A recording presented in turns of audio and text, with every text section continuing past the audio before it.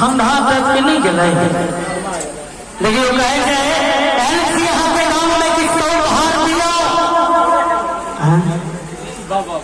है वो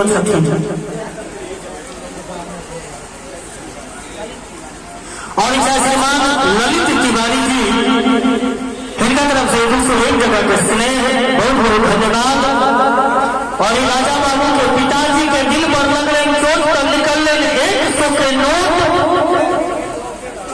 इनको बहुत बहुत धन्यवाद। आदरणीय सम्मानित चचा जी के और क्यों जी